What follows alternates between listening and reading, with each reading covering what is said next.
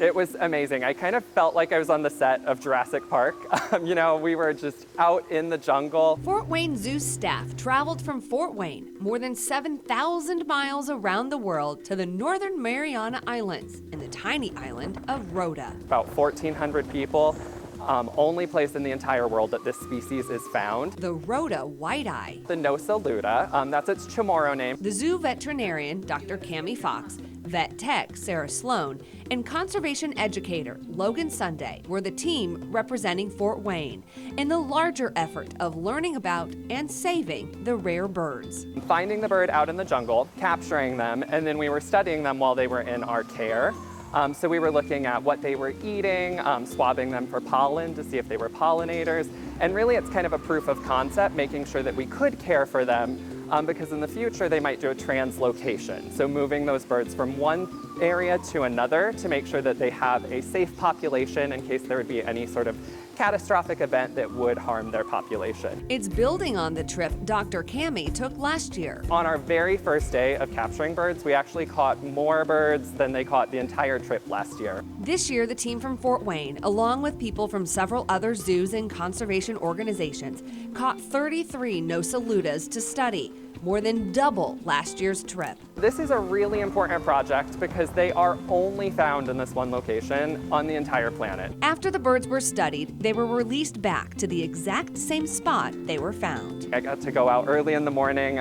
We had them in boxes, and then out in the jungle we got to lift the little doors, and they would kind of hesitate a moment as they were figuring out where they were, and then we would see them fly out into the trees, and they were quickly all chattering again with the other birds.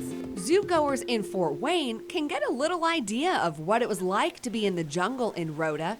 Some of the birds on that island are in the dome at the zoo. The Mariana fruit dove was one. When we were there, we were really intentional about using their Chamorro names, though. So that one is called the Tote in Chamorro. I was kind of amazed that when I was in the jungle on Rota that it really just looked like being back here in Indiana. We are so lucky to have this organization in our community that's connecting people right here in Indiana to species conservation around the world. The trip to Rota wasn't just for conservationists to learn about the birds. It was also to teach the locals. Because ultimately, Rota is their home, their island. So we were getting their input and hearing what they want to do to conserve their forests and their species. From classrooms, we actually got to teach all of the kids on the island of Rota, grades K through 5. We were going into their classrooms, teaching them about birding in their community, about Pacific bird conservation, kind of what the organization was, and then we got to show them how these mist nets work, where we capture the birds, how the bird care room worked, and how we were feeding them and taking care of them. So they really got to see the whole process. To a community festival. About 100 people showed up, which on an island of 1,400 is a significant portion of their community. And the same thing, we got to talk to everyone about why we're there and get that local buy-in.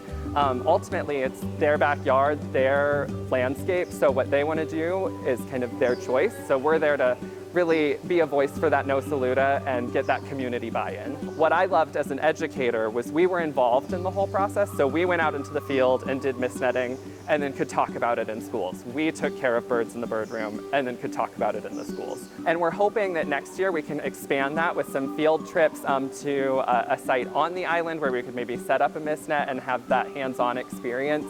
So we're just hoping to grow from what we've already done.